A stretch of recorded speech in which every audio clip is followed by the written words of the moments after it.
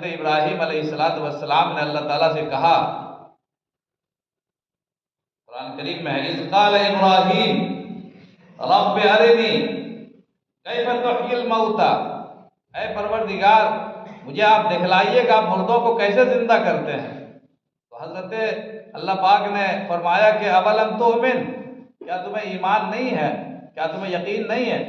فرمایا یقین اور ایمان سب ہے، ولکن لیطمئن قلبی، اطمینان قلب اور انشراح قلب اور خشیت کی جو کیفیت ہے، جو آپ کے ان مشاہدات کو اور ان تجربات کو دیکھنے کے بعد مجھے حاصل ہوگی، وہ مجھے حاصل ہو جائے گا۔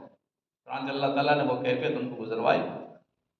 معلوم ہوا کہ ایمان باللہ کے ساتھ، علم بامر اللہ کے ساتھ انسان کو علم باللہ کی بھی کوشش کرے۔